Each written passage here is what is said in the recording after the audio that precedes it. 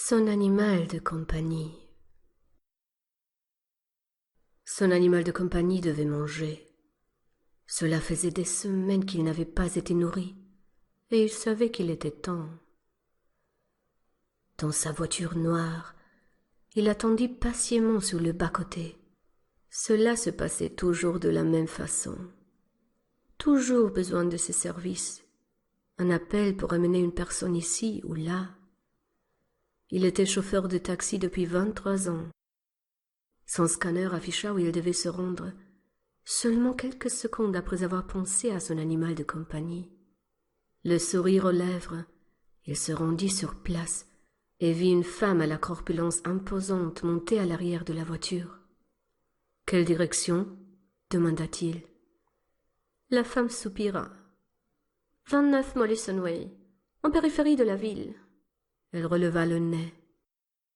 Elle allait être drôle, celle-ci. Il l'avait pressenti à la seconde où elle était montée. Les portes se fermèrent automatiquement. Elle ne fit aucun commentaire à ce sujet. Le trajet se déroula en silence.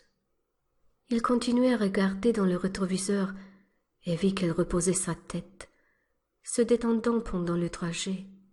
Ce n'est que quelques secondes plus tard qu'il entendit ronfler doucement et qu'il appuya sur le bouton. L'arrière de la voiture s'embrumait, un nuage de fumée. Il rit juste un peu, du gaz soporifique. Voilà ce que c'était, rien de bien nocif. Un dosage un peu élevé pour que lorsqu'elle se réveille, elle soit cohérente mais incapable de se défendre. Il conduit jusqu'à sa maison. Se garant dans l'allée, il déverrouilla les portes. Elle ne se réveillerait pas pendant un bon moment. Il prit ses attaches, lui liant les mains derrière le dos. Il réussit à la sortir de la voiture et à l'asseoir dans un fauteuil roulant. Il se fraya un chemin vers le ponton en direction du lac, tout en sifflant un air joyeux.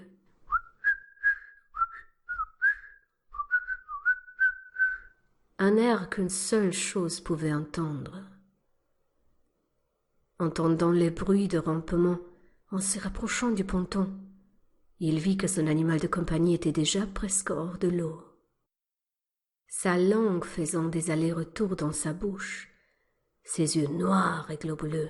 « Ça fait longtemps, je sais, » dit-il au serpent, qui était bien plus grand que lui. Il regarda en direction de la chaise pendant qu'il sortait de l'eau.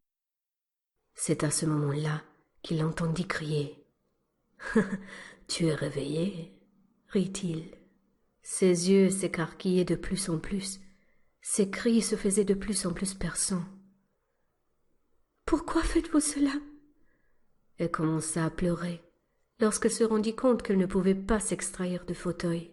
« Cette chose est ici depuis que je suis enfant. Elle a même failli me manger une fois. Je ne peux pas laisser cela se reproduire. Je préfère sacrifier d'autres personnes à ma place. » chuchota-t-il à son oreille.